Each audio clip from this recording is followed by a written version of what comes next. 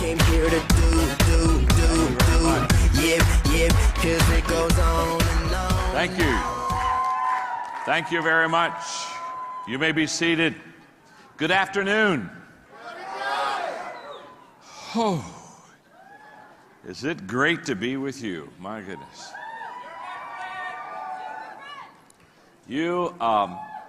I know you know this, and you've been here for the last few days at the convention, so I know you know this. But you happen to be part of an incredible organization. Do you understand that? I have seen a lot of them, and I've taught and worked with a lot of them, and I can tell you, I have never seen an organization take off like you have taken off. I mean, you are on a rocket ride, aren't you, huh?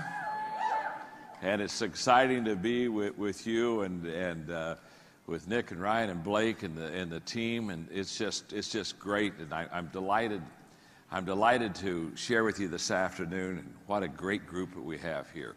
Let me get acquainted with you, okay? My name is John.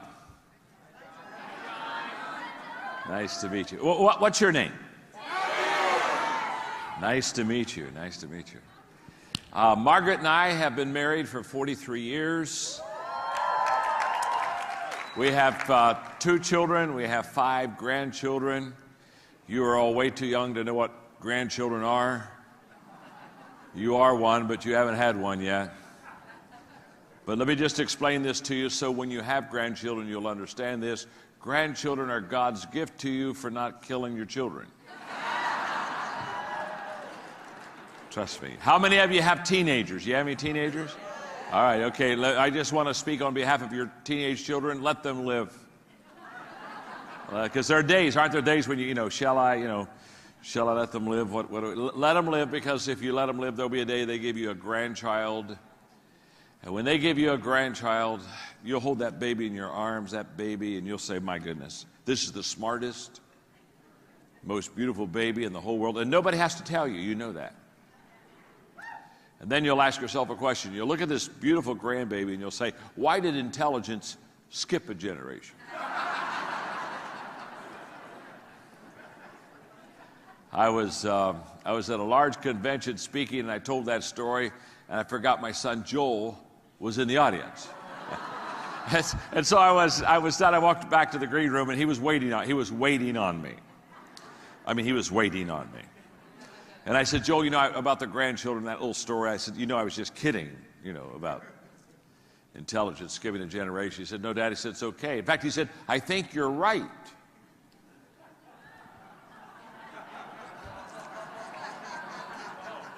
I said, you do? He said, yeah. I said, I think you're right. He said, in fact, just last week, Grandpa and I had that very same discussion.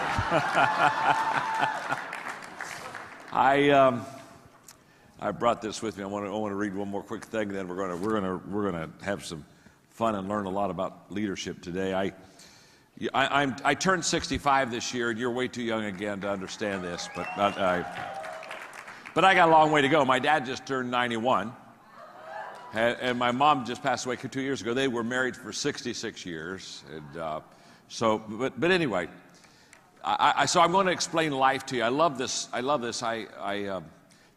I'm going to explain life because we all ask questions about life and how do we fit in and what's our purpose, etc. So on this card here, in fact, it's a very important card. It's laminated. When anything is important, I laminate it. Okay? And I'm going to read this to you, and this will explain life. In fact, look at your neighbor and say, you are about to understand life. Go ahead and tell them that right now. Tell them.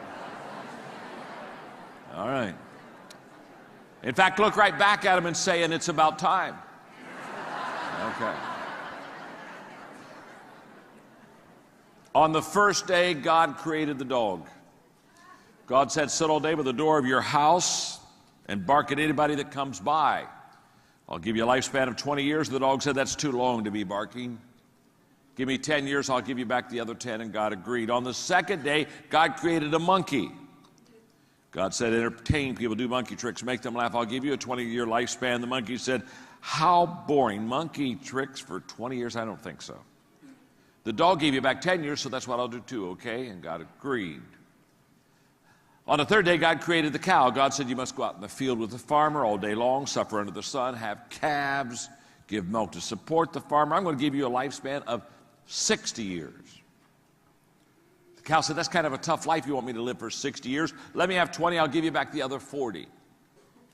God agreed. On the fourth day, God created man. God said, eat, sleep, play, marry, enjoy your life. I'll give you 20 years. Man said, what? Only 20 years? I'll tell you what. I'll take the 10 years that the dog gave you back, and the 10 years that the monkey gave you back, and the 40 years that the cow gave you back. That makes 80 years. Okay, God said, you've got a deal. So that is why the first 20 years of our lives, we eat, sleep, play, enjoy ourselves. For the next 40 years, we slave in the sun to support our family.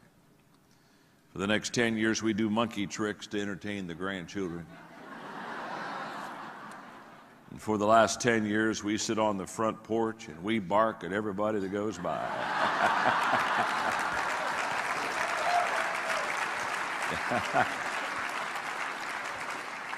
You've just had life explained to you.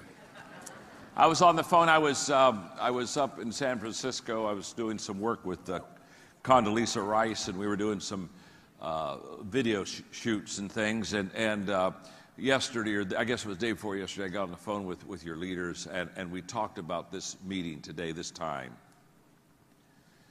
And after talking to them and hearing from them, and again, I want to say what a great company you have, what great leaders you have. I know leaders. And I say this I say this with reflection. As I've met your three guys, they are the finest, sharpest young leaders that I have ever met. That's a fact. That's a fact. That's really a fact. And trust me, I meet a lot of leaders, and I hang with a lot of leaders. In fact, I just kind of do that for a living. And I'm looking forward to this year. I was just talking to all three of them back there for a moment, and this year I'm going to have the privilege of spending the year with them in a mentoring relationship. And I'm very excited about that. I am. I'm very excited to be able to pour what I know and what I've learned in my life into them, and they're so good. They're so eager already. So that's fun. So we were talking on the phone, and when I finished talking to them, I did what I do often. I travel, do a lot of speaking, but I literally I just wrote out my lecture. I've never given this before. Okay, I just sat down and I said, I know exactly what I want to teach you. And so it's kind of fresh, it's new, it's not a sugar stick, okay? It's just what I know that I think you need to know that will help you be a better leader, to be more successful, because my desire is to really take you to a whole new level leadership-wise. And so what we're going to do, let's call this teaching, since I've never given it before, let's call this teaching the Rule of 5 for leading. The Rule of 5 for leading. And in a moment, I'm going to explain to you how the Rule of 5 works, which is in itself tremendously life-changing. But what I'm going to do today is I sat down. I was up in San Francisco doing some writing for the last 2 days on another book. And I sat down and I wrote this out. And I want to give this to you. So I want you to look at the person you're beside and say, John's never done this before, okay? John, he says, it's never done this before, okay? And tell that your neighbor, and he's doing it for us because we're special, okay? We're special, okay?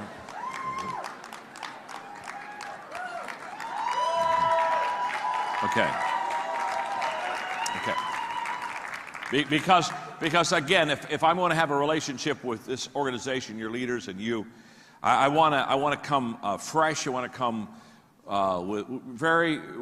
with teaching that really is where you're living and where you're going. And I know that you are the leaders of this organization, that as you go, the organization, the company goes. I know that. So let me talk to you a little bit about leadership. I wrote a book about 13 years ago called The 21 Irrefutable Laws of Leadership, okay? How many of you have that book? Would you raise your hand? Okay, good. Yeah. In fact, let me do it one more time, and this time raise both hands so it'll look like twice as many. That's the best-selling leadership book ever written. It's sold millions of copies. It's sold over 1 million copies in China alone, where I go twice a year to teach and lecture. And the 21 Irrefutable Laws of Leadership, if you don't have it, you want to get it. Because that's absolutely the foundation for understanding leadership and how to lead and what you need to know to be a better leader. And for the teaching today, I'm going to take the first law, the law of the lid, L-I-D, and I'm going to teach the law of the lid for not long, 3 to 5 minutes. And then I'm going to teach the rule of 5, and then I'm going to share with you 5 things that you need to do in the rule of 5 to lift your leadership lid to get and be a better leader. So let me just teach you the law of the lid. The law of the lid just simply says that your ability to lead will determine how well you succeed. In other words, the better you lead, the more you'll succeed. The better leader you are, the larger organization you can develop. The better leader you are, the larger your following, the greater your influence will be. The law of the lid is an amazing law, and it basically says that as you learn to lead, you will grow and be more successful. And the better that you lead, the more successful you will become. Now, for teaching purposes on the law of the lid, I want you to look up at me, and let me just give you a visual so that we can kind of make sure we got this, okay? If let's say, for example, if this is my leadership lid, this is how well John Maxwell leads, okay? This is my lid. I don't go any higher than this lid. This is my leadership lid. This is how well I lead. And let's just say I'm an average leader, so it's a 5. I'm a 5. From a 1 to a 10, I'm a 5 leader. If that's the case, if this is my leadership lid, this is how well I lead, what the law of the lid teaches is that my business, your business, what you do with Vasalis right now, your business will come under your leadership lid, but it will never get any better or go any higher or grow any farther than what your ability to lead is. So that your leadership lid literally determines the level of your success. So if I'm a 4 as a leader, what that means is that my business will be a 4. Or if I'm a 5 as a leader, my business will be a 4. Does that make sense? Now, even in a great organization like this, my leadership lid will determine the level of my success. Now, when I began to understand the leadership lid, and I began to teach the leadership lid, all of a sudden everything began to change. Because you see, it was in 1974 that I came to the conclusion, after studying successful people for 5 years, from 69 to 74, after really looking and watching successful people, I came to the conclusion that everything rises and falls on leadership. And when I say everything rises and falls on leadership, you say, John, what do you mean everything rises and falls on leadership? What I mean is everything rises and falls on leadership. Now, what part of that don't you get? I didn't say some things. I didn't say most things. I didn't say 99% of the things. I said everything rises and falls on leadership. In fact, I know it. I believed it in 1974. I started studying leadership. I started teaching leadership. I started leading a long time ago. But now in 2013, I'm more convinced than ever that everything rises and falls on leadership. And one of the reasons I am is because I've developed the largest leadership training company in the world. We're in 174 countries. We've trained 6 million leaders. In fact, we are now training 1 million leaders every 10 months. And we're 2 years away from training 1 million leaders every 6 months. And by 2020, we'll train 1 million new leaders every month around the world. And so when the United Nations asked me to do the opening assembly to all the ambassadors, they said, come in and talk about leadership. The reason they asked me to do that is because we teach leadership, and in 2 years we'll be in every country of the world teaching leadership. And I understand leadership. I know how to train leaders. I know how to teach leaders. I understand leadership. It's been my life. It's been my life for a long, long time. And in 74, I was convinced everything rises and falls on leadership. And can I tell you, 2013, I know, without any question, everything rises and falls on leadership. So, how well I lead will determine how well I succeed. So, this is huge. I've got to become a better leader. And the question people ask me all the time is, can I become a better leader? They'll ask me a question like, John, are leaders born? When they ask me, are leaders born, I always give them the same answer. Of course they are. Come on now, think of that question for a moment, huh? I've never met an unborn leader. Huh? Hey, don't particularly want to either, thank you very much.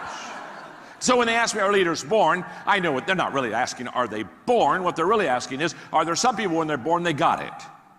And some people when they're born, they don't got it. And if you got it, you go to the front of the line. If you don't got it, you go to the back of the line. That's what they're asking.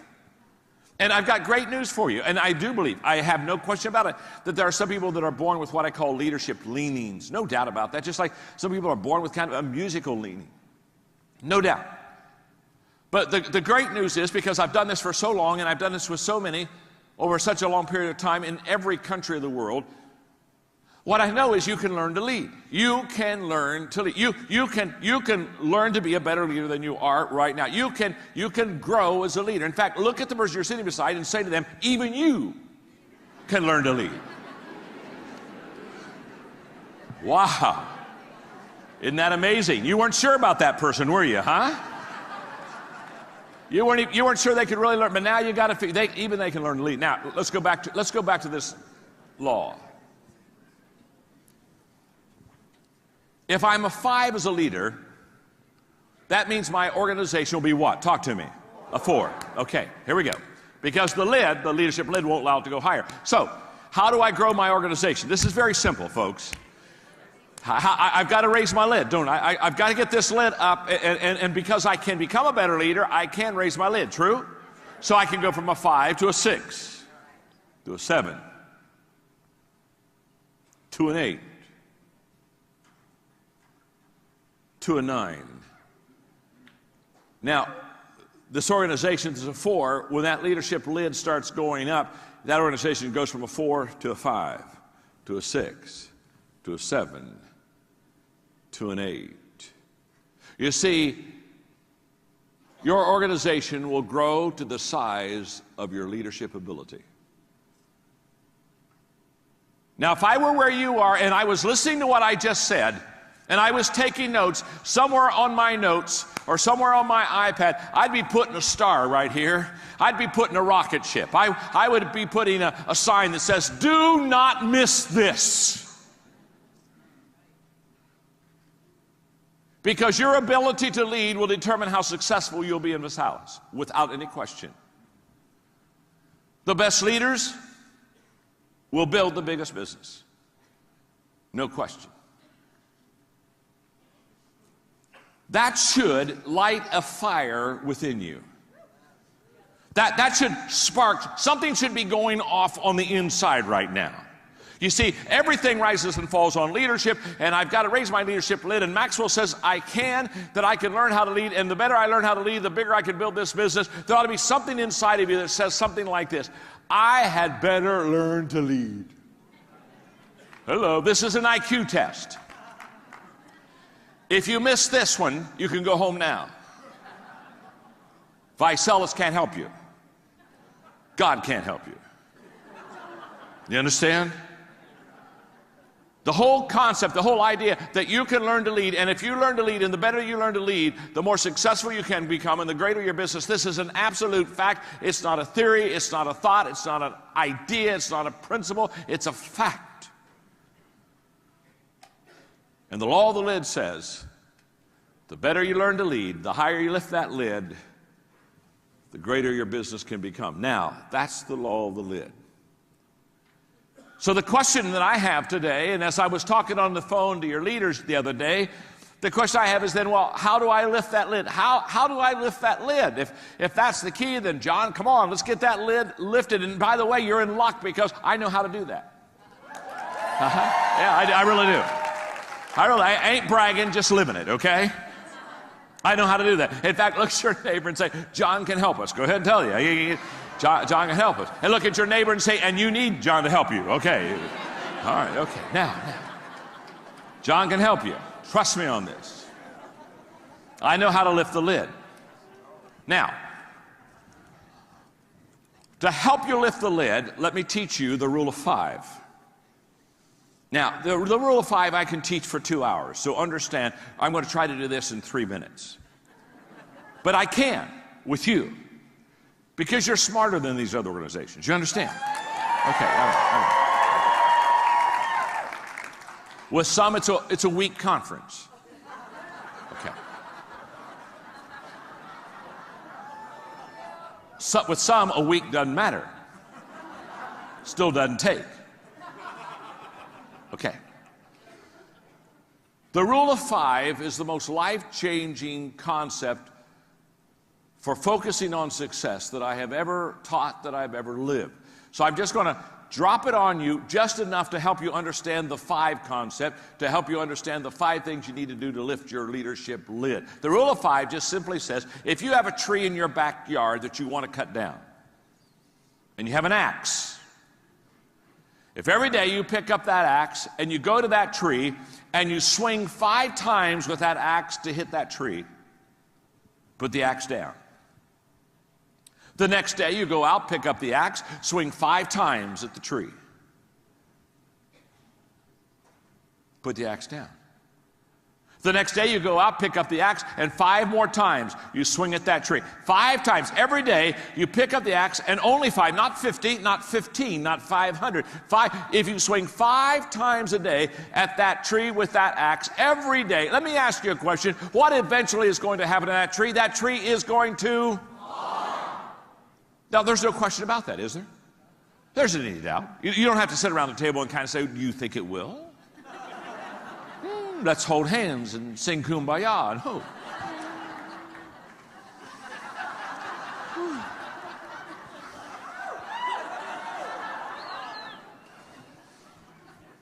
If you swing 5 times a day at that tree every day, that tree will fall. End of story. Now, if it's a big tree, it may take a couple years. If it's a little tree in your backyard, I don't know, maybe in a month you could knock that baby down. I don't see. Now, the size of the tree will determine how long it takes for it to fall. But that's not what we're debating here. What we're teaching here is if you swing 5 times a day at that tree, every day the tree will fall. Now, that's the rule of 5. The rule of 5 says, find your tree. What's your goal in life? What's your purpose? What do you want to accomplish? What do you want to knock down? Where's your axe? What are your tools? What is it that you're going to use to effectively go after that goal 5 times a day? What are you? What is it? Because whatever that is,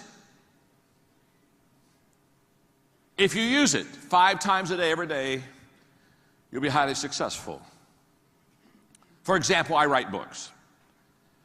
So let me just put that in writing for a moment. I've written 73 books. Jason, that was a nice introduction. It's 22 million, not 19. But what's 2 or 3 million? Give a little, take a little here, a little there. People say, John, how have you written 73 books? Oh, thank you for asking. The rule of 5. You see, there are 5 things I do every day that allows me to write that many books. It's not magic. It's not that I'm brilliant. It's just that I know the rule of 5. The rule of 5. You see, every day I read. Every day I file. Every day I think. Every day I ask questions, and every day I write. Every day I do those 5 things every day. Every day I read, every day I file, every day I think, every day I ask questions, every day I write, every day I read, every day I think, every day I file, every day I ask questions, every day I write, every day I think, every day I read, every day I ask questions, every day I file, every day I write, every day I write, every day I read, every day I think, every day I file, every day I ask questions. Yes, I can do it in different orders, but every day. Doesn't matter whether you swing the axe left-handed or right-handed, you just got to hit the tree. Every day I read. File, think, ask questions, write, read, think, file, ask questions, write, read, think, file, ask questions, write. You say, now, John, what do you mean by every day? This is where it gets a little long sometimes. What I mean by every day is every day. Now you say, now let me, when you say every day, do you mean, do you do that on Sunday? Every Sunday I read, think, file, ask questions, right. Do you do that on your birthday? Every birthday. Guess what? Every birthday I read, think, file, ask questions, right. Do you do that on Christmas? Guess what I do every Christmas? Every Christmas I read, think, file, ask questions, right. Do you do this when you're not feeling well? Can I tell you when I'm not feeling well? Even I'm not feeling well. Guess what I do every day? Every day I feel, when I'm not feeling well, I think, right, ask questions, do all those things. Every day. You say, every day? At the age of 17, I started filing. I've never missed a day. I don't have 100 quotes. I don't have 1,000 quotes. I have tens of thousands of quotes. I don't have 100 stories. I don't have 1,000 stories. I have 10,000 stories. Where did you get all those stories? Where did you get all those quotes? Well, let me tell you something. Guess what I do every day? See, we overestimate what we can do in a day, and we underestimate what we can do in several days.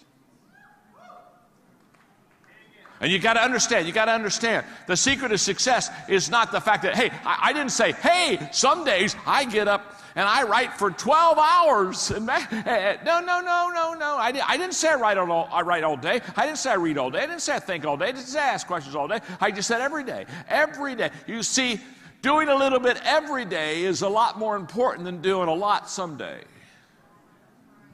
And most people live in someday. Well, I'll tell you what, I think I'll get to that. You know what, I think I'll try that. You know what, I believe I got. Now, here's the key. You got to figure out what the 5 are. It took me 7 years to find my 5 for writing. You say, man, John, you're slow. I am.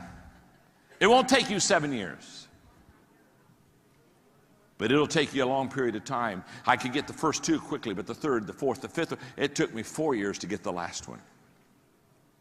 Now, forget writing, because this isn't about writing a book. This is about leading.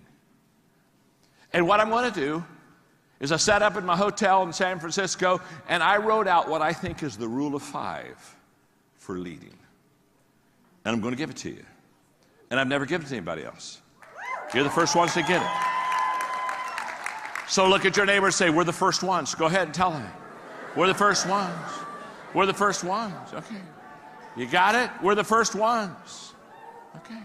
Hey, and since you're the first ones, don't blow it. You understand?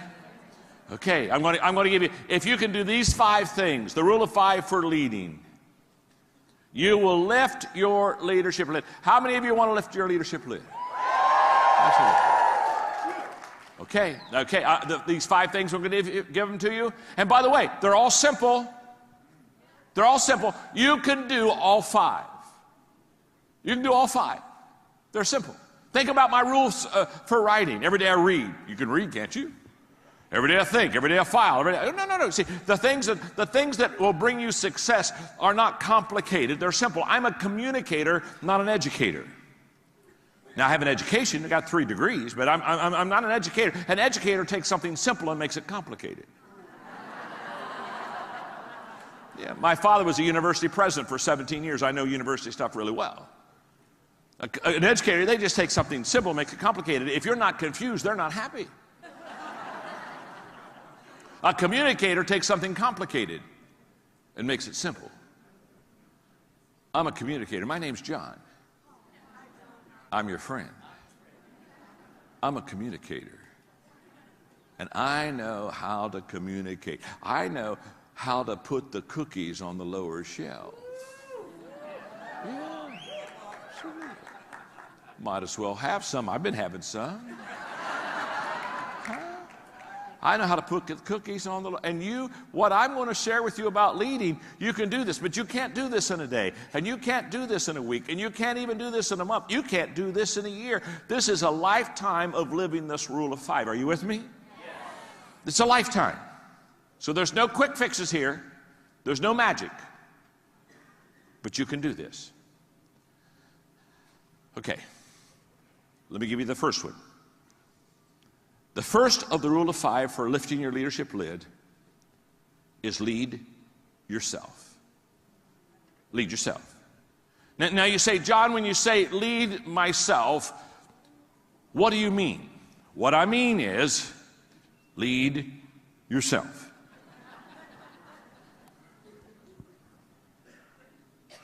You see, when we think of leadership, we always think of someone else, don't we? We think, okay, I'm going to rule, that's rule of 5 for leading, lifting my leadership lid. All right, I got to go find some people, okay. Find some people. No. Before you lead someone else, you need to lead yourself. I was at a leadership conference, been speaking all day, doing Q&A the last session. A kid with an MBA stood up, he said, John, I love your leadership principles. My goodness, he said, I'm sitting here all day. He said, I'm an MBA student. I'm still in school. I don't even graduate till this spring. And he said, I kept listening to you, and I kept thinking, boy, I wish I had somebody to lead. I wish I had somebody to lead. I wish I had somebody to lead. I wish I had a company. I wish I had a department. I wish I had somebody to lead. He said, I don't have anybody to lead. He said, where should I start? He said, good question. Start with you. Let me put it this way. If you wouldn't follow yourself, why should anyone else follow you?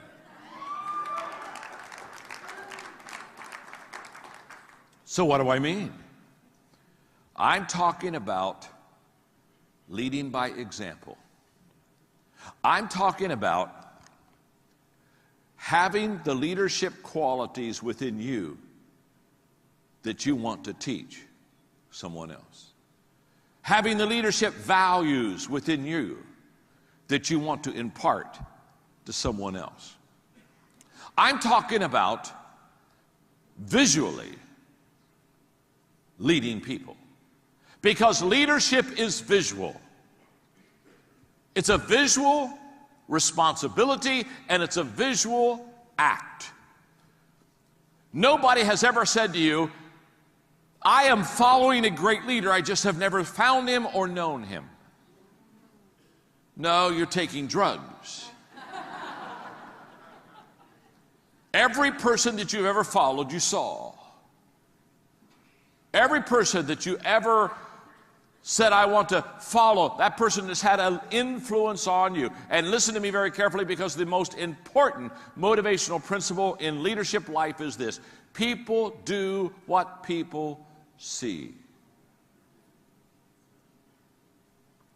So when they follow you as a leader, it's not what you say to them that makes you effective, it's what they see in you.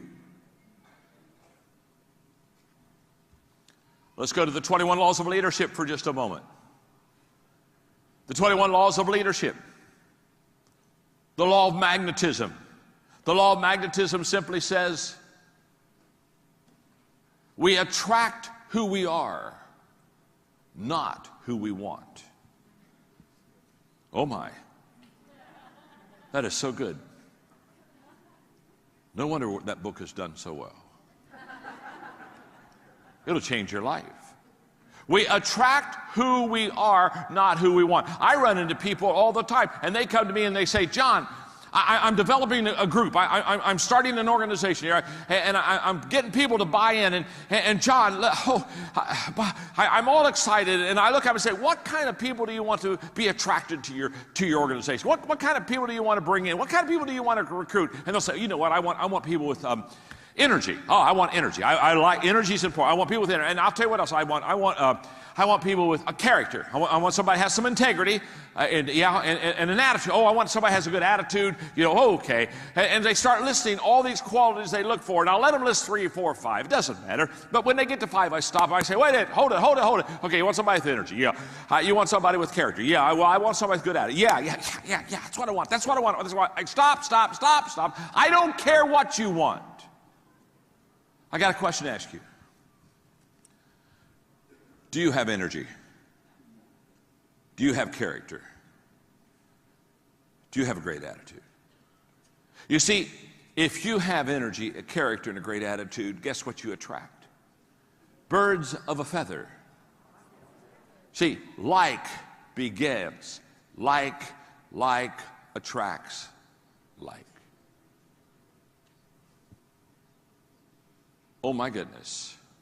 Oh my goodness. Before you ask somebody to follow you, make sure you have your own act together. You see, too many leaders, they're like travel agents. They send people where they've never been themselves.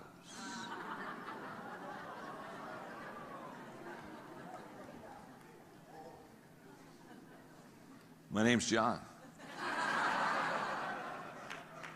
And I'm your friend. Yeah, they're travel agents. They've never been there themselves, but they're always sending other people there. They've never experienced it. They've never lived it. They've never fleshed it out. They're not living it. They get up and they think, I'll just cast a vision. I'll just cast a vision. Boy, I'll just say, all right, here's the great way. People don't want to follow your finger. They want to follow you. Quit pointing. Quit talking. Talk's cheap. Any person that hasn't succeeded can talk.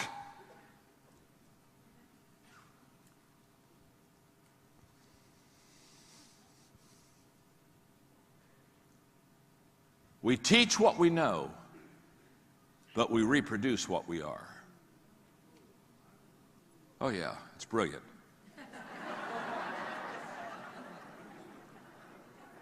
When you've done this for 40 plus years, it's brilliant. It's not that I'm brilliant, it's just that I've done it so long. After a while, I catch on. We teach what we know, but we reproduce what we are. So if you're wanting to raise up some great leaders in your group, guess what? The first thing you need to do is be a great leader.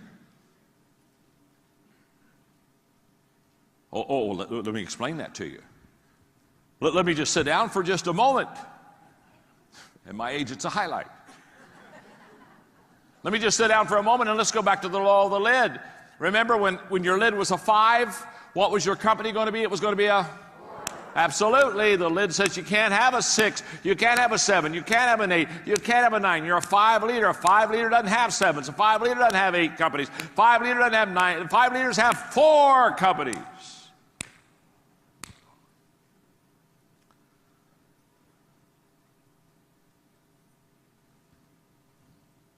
What kind of a person will you attract? If you're a 5 leader, you don't attract 6s, 7s, 8s, 9s, 10s. Can I tell you something? 8s don't want to follow 5s. 8s go meet a 5 and they say, whoops, Mr. Magoo.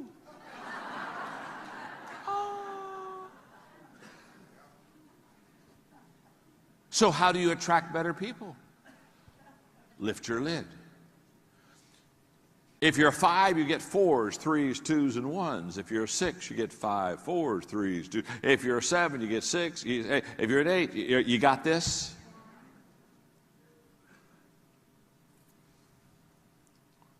Stanford research says, just came from there. Stanford research says that 85% of everything you know, you learn visually. 85%. The reason I say that the first rule of 5 in leadership is leading yourself is because visual example is the most powerful leadership tool. Axe to cut down your tree. Trust me with that. James Allen said, people are anxious to improve their circumstances, but they're not anxious to improve themselves. And they therefore remain bound.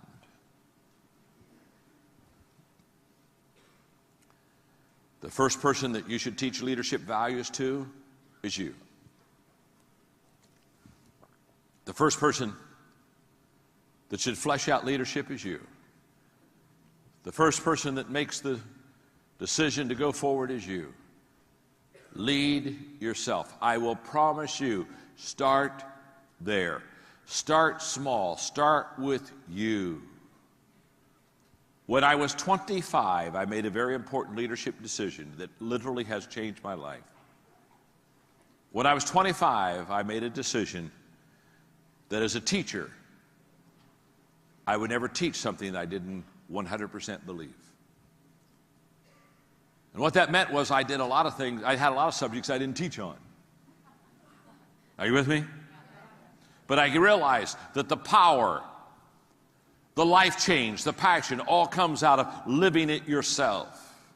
And once you start living it yourself, it is so amazing how people will begin to follow you. So don't leave this conference and go back and say, oh, let me tell you what I learned. No, don't tell them what you learned. Show them what you learned.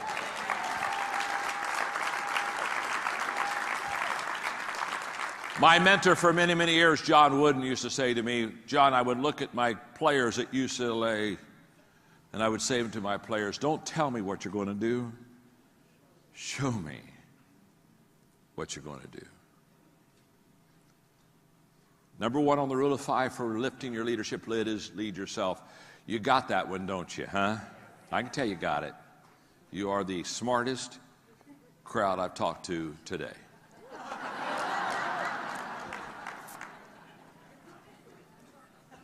Are you ready for the second rule of 5? And by the way, every day, what do you do? Every day I what? Lead myself. You got it. Every day I lead myself. Number 2, the second of the 5 is every day add value to people. Every day. Every day add value to people. When I was 27 in Dayton, Ohio, I listened to Zig Ziglar, my wonderful friend who passed away about a month ago. What a precious... When you talk about somebody living his message, Zig lived his message. I knew him well, played golf with him, been on trips with him. We've spent a lot of time together. What he said is what he lived. What a great, great man.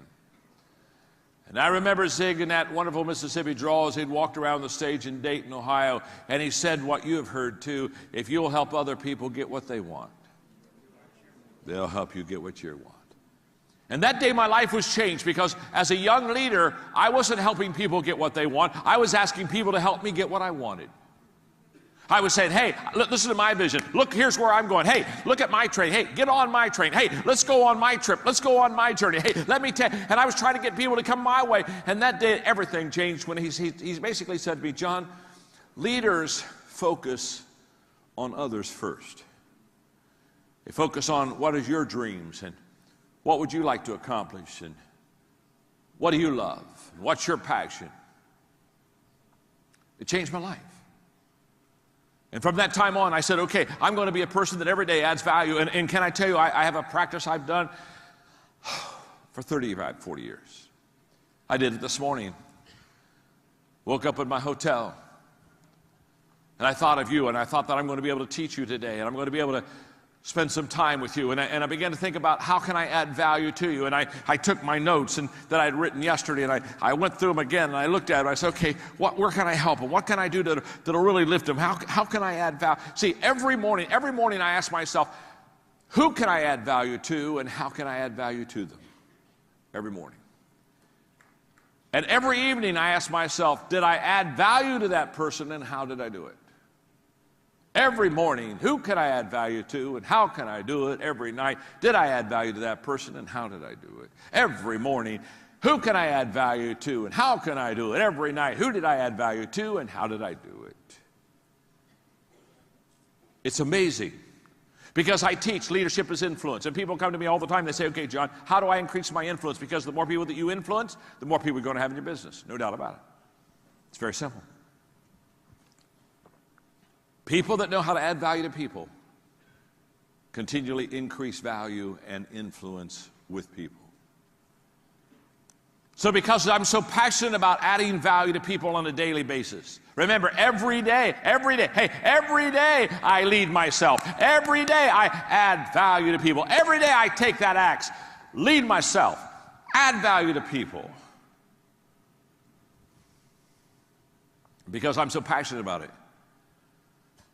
I sat down a few years ago and I asked myself, okay, how do I add value to people? And I came up with 3 things that I want to pass on to you quickly. I add value to people, number 1, when I value people. You got to value people, friend. You got to really love people. Don't be like Charlie Brown one time who said, you know, I love mankind. It's people I can't stand. You got to value people. You see, if I don't value you, I'll take advantage of you.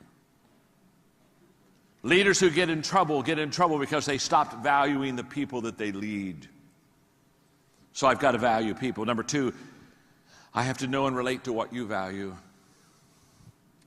I have to know and relate to what you value, and I can only do that by listening. I can only do that by instead of talking and casting vision, turning to you and finding out where you are and how you feel, listening. Oh my goodness, the great leaders, they listen, they learn, and then they lead. They listen, they learn, and they lead. They listen, they learn, and they lead. They listen, they learn, and they lead. They listen, they learn, and they lead.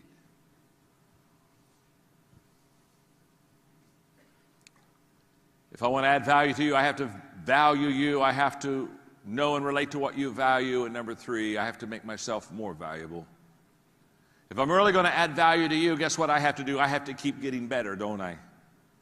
Because if I don't keep growing and if I don't keep getting better, it's impossible for you to keep growing, and it's impossible for you to get better. And you see, in this business, you got to keep learning.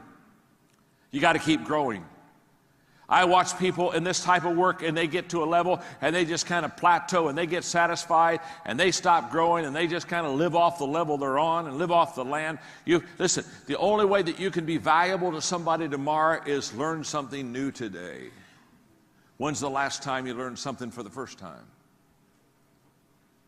This whole process of learning and growing and developing. But every day, add value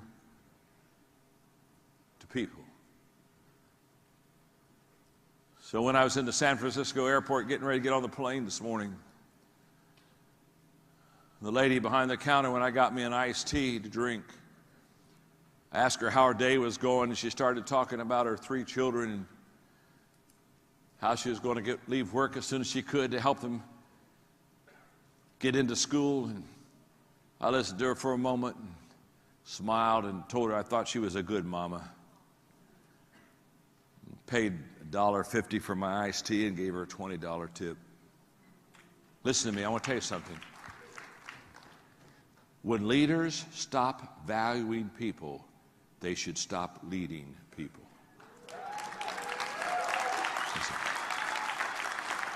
This is not, hey, this business is a people business. It's a people business. And the caring and the loving and the valuing people is the core of longevity and success in leadership. I wish I had time to go on, but I've got to give you the other 3. Okay, the rule of 5 for lifting your lid. Every day I lead myself, right? Every day, what do I do? Secondly, add value to people. Number 3, every day I study leadership. Every day. And you say, now, John, when you say every day you study leadership, what do you mean by that? What I mean by that is every day. How we doing, gang? Every day I study leadership. You see, again, back in the 70s, I heard Earl Nightingale say these words: if you will take 1 hour a day, every day, for 5 years on a certain subject, and every day for 1 hour, we'll study that subject for 5 years. In 5 years, you'll become an expert on that subject. And that was in the middle 1970s, and I said, I think I'm going to do that. I think until 1980, I'm going to spend an hour every day just studying leadership. I'm going to read leadership books, and I'm going to get around leaders. I'm going to study leadership, and by 1980, I'll be a great leader. And I did that every day until 1980. And by 1980, I thought, oh my goodness, this works so good. I think I'll do it until 1985. And so every day I did an hour of studying leadership until 1985. And I thought, oh my gosh, I know so much more in 1985 than I knew in 1980. I think I'll wait and go on to 1990. And so then I went for every day till 1990. I thought, man, I'm writing leadership books, and they're buying those suckers, and life is good. I think I'll do this every day. What have I done? Can I tell you what I do every day? Every day. My staff, any book with the title of leadership in it, I get it. I every day read leadership. Oh my goodness, every day. And because I have so much reading to do, I took 3 speed reading courses. Oh yes. So when I interviewed Condoleezza Rice on the plane out, I read a book on Condoleezza Rice. I can read a book real fast, you understand. I took speed reading courses so I could read more. Now, speed reading didn't increase my comprehension, but speed reading lets me get to where I need to get to so I can slow down so I can understand it.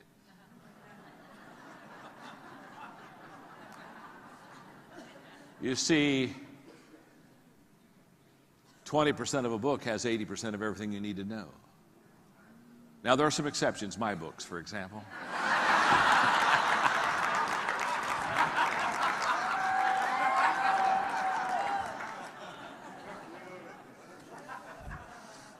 So when I say study leadership, what do I mean? Right, real quick, okay? I got to get this done for you. That means reading. That means resources. You see, in 1973, when I realized I needed to develop a personal plan for growth and I didn't have one, and I didn't know how to develop one, Success Motivation Institute out of Waco, Texas had a kit that I could buy for $795 that would help me to personally grow, and that kit cost me 1 month of my salary. And I bought it. Well, it took me 6 months to buy it because I had to save up for it.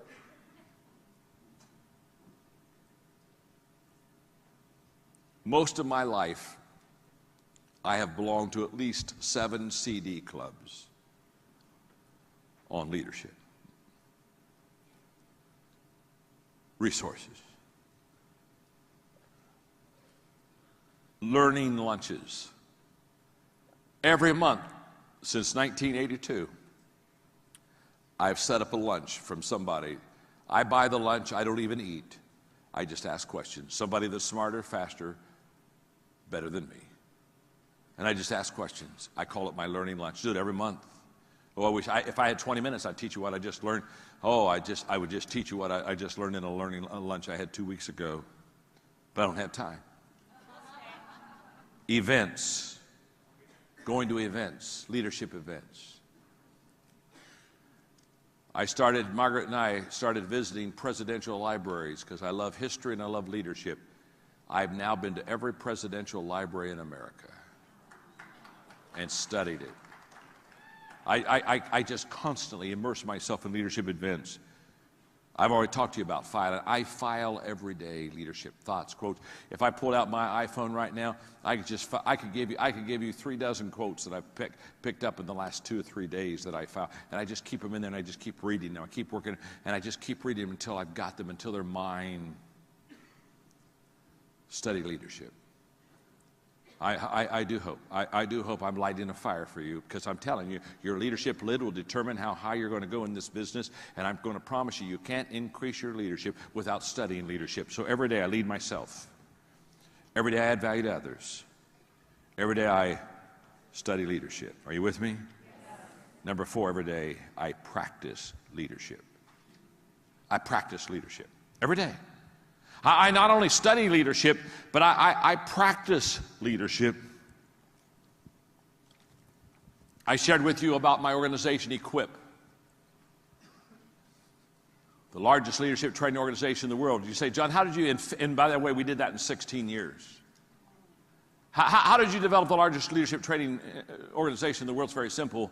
When we train leaders, we go in for 2 days and we have a leadership workbook and we take them through the leadership principles. And then at the end of the 2 days, we give them 10 workbooks. And we said, we'll be back in 6 months for the next session. In the 6 months we're gone, you take 10 people and you train them what we trained you to do.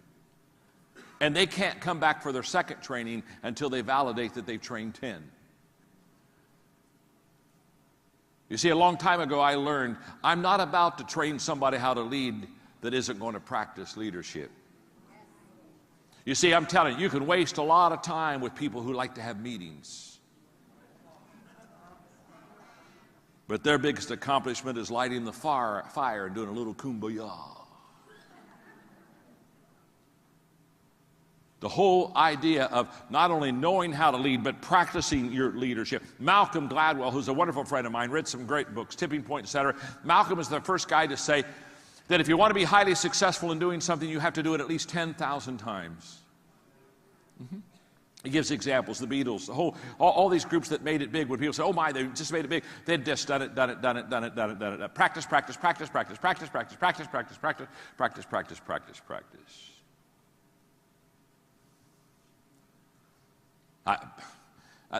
When Malcolm said that, I said, I wonder how many times I've spoken. So I went back and had my people do research, and I've spoken over 12,000 times.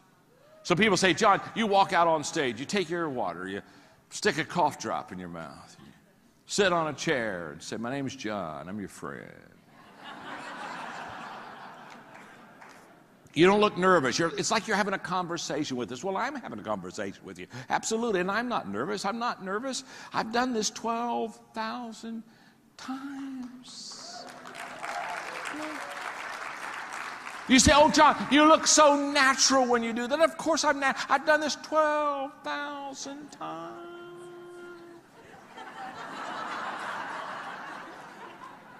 Oh, I wish you could have seen me in the beginning. I was nervous. I wasn't natural. Practice. Oh, yes. I was over at Jack Nicklaus's house one afternoon. We were doing some putting in his green in his backyard. And I said, Jack, I've watched you make all kind of pressure putts to win major championships. Did you feel the pressure? And he smiled and said, not really. How could you have such an important putt and not have the pressure? He said, well, you have to understand, when I had that 7-foot putt, had a little break to the right. He said, to be honest with you, I've done that putt about 10,000 times. And then he said, practice gives confidence. Thank you, Jack.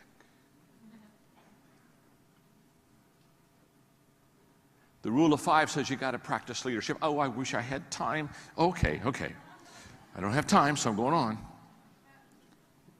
Because the last one's important. But before I give you the last one, we got to review the first 4, okay? Get your axe out, gang. Get your axe out. We got 4 things to do. You got your axe? Come on. We got a tree here, huh? We got a tree. Okay. Well, when I pick up that axe, my first swing, the first thing I do is, in my rule of 5, every day I pick up that axe, and the second thing I do every day absolutely, and I pick up that axe, and the third thing I do is every day and that's right, and I pick up that axe, and the fourth thing I do every day is, oh, you are so stinking good.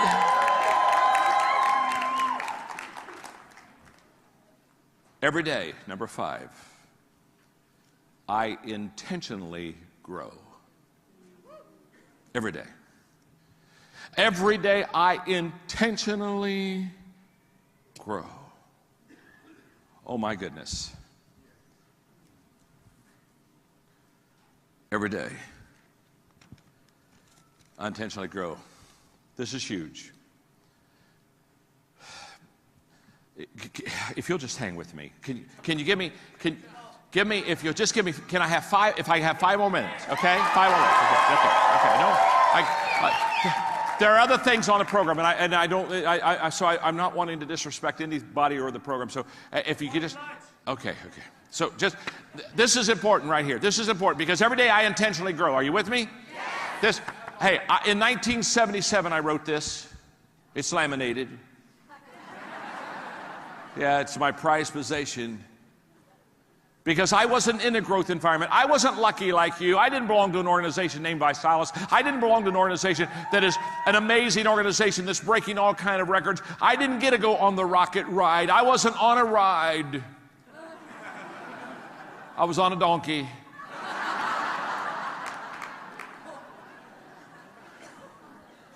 And that ass wasn't going anywhere. My organization's theme song was, "I shall not be moved."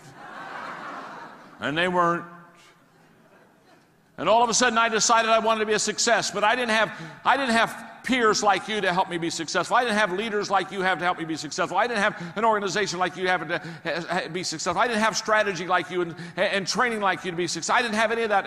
And so I'm a kid and I said, I want to be successful. And I knew that I had to create a growth environment, and I wasn't in a growth environment. And so how do I create a growth environment when you aren't in a growth environment? The people that I was with, their idea of progress was moving backwards slowly.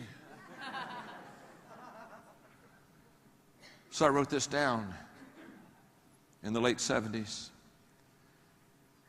And it's still true today. Here's what I think a growth environment is.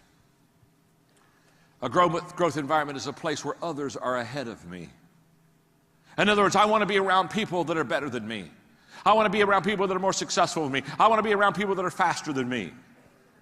And that's exactly what you have in this organization. You got some pace setters, don't you, huh? You got some amazing, amazing pace setters. Let me just put it this way. When you're at the head of the class, you're in the wrong class.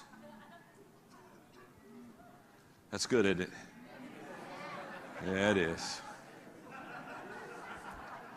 What do you say? It's just good. My name's John. I'm your friend. A growth environment is a place where I am continually challenged. I'm continually challenged. I mean, every day I get up, I got another hill to climb. I'm not looking for the hammock. I'm looking for the hill. A growth environment is a place where my focus is forward. It's right out in front of me. It's not behind me. It's not the good old days. It's not yesterday.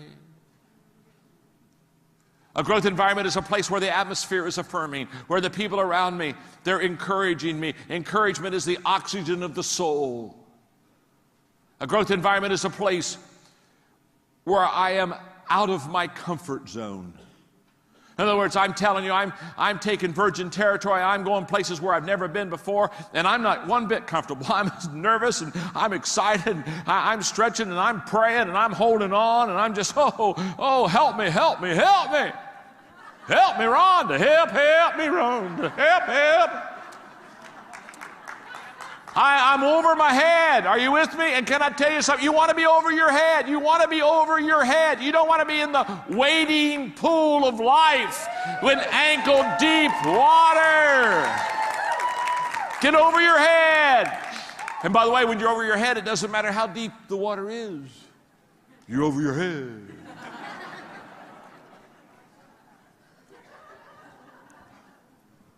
A growth environment is a place where I wake up excited.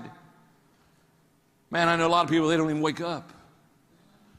We're supposed to leave our footprints in the sands of time, but a lot of people, they're just leaving their butt prints. Yeah, they just got butt prints in the sands of time. They're not doing anything. You with me, huh? Hello, come on, talk to me. There are some people, they're already dead. They just haven't made it official yet. Yeah. A growth environment is a place where failure is not my enemy. It's not my enemy. Failure is my friend. Oh, yes. I write 3 books at a time. This one's not out yet, but I've written it. It comes out next year. I love the title. Sometimes you win, sometimes you learn.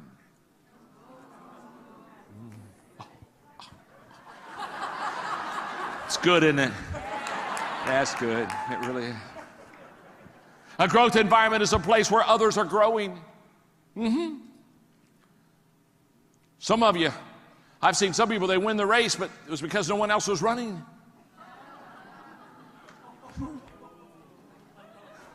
I won. Oh, where's everybody? Oh, I won. A growth environment is a place where people desire change. They want something different. They want something fresh. A growth environment is a place where growth is modeled, where growth is expected. Now, what am I saying? That fifth rule, number 5, and that rule of 5 on learning to lead and lifting your lid is all about intentional growth. By the way, I'm starting to wrap this up. I wrote a book. Well, I wrote 73 to be exact. I got 3 books back here. I think I had the dream, Put Your Dream to the Test. Huge book, friend. 10 questions you got to ask yourself to see if your dream comes true. By the way, it's the same 10 questions you got to ask the people that you're leading to see if you can help them. Because if they can't answer yes to those questions, you can't help them with their dream. So you better know the 10 questions. And answer it yourself, and then go look at your other people and say, do they pass the test? Do they pass the test? Do they pass the test? I got another book out there called Beyond Talent, which basically says talent is wonderful, but if you don't make the right decisions in your life, you're still not going to be successful. How many of you know wasted, talented people? Just gifted, talented, going nowhere, doing nothing. Talent is never enough. Beyond Talent. And the third book is the book that just came out in October, The 15 Laws of Growth. Now, okay, I'm curious, how many of you have the 15 laws? Let me see if your hand now. Okay, now, that's a lot of you. I want to tell you something about it. That book for the whole month of October was #1 on New York Times bestseller list, #1. And I'm going to tell you why. I know how to grow me, and I know how to grow you, and I've been doing it since the middle 1970s. And these 15 laws, I promise you, listen to me, that this will become the Bible for your success, the 15 laws of growth. I promise you. It'll be what you read, it'll be what you give to others, it'll be what you teach others, it'll be what you pass. And by the way, I'm going to go out there in a few minutes, and when you have your break, I'll sign, okay? I'll sign. I'll be out there. Okay, now, I got to close. You've been so super. I'm done. Well, I got one quick story, but I am done. Some American tourists were in a very small, quaint European village. And the old buildings were old, and they became quite nostalgic, and they just thought about the greatness of this little town. And they saw an old man that was sitting on a parked bench. And they went up to him, and they said, do you live here? He said, I've lived here all of my life. They said, oh, good, we've got a question to ask you. We love this village. He said, what's the question? He said, have any great men been born in this village? The old man on the bench said, no, only babies.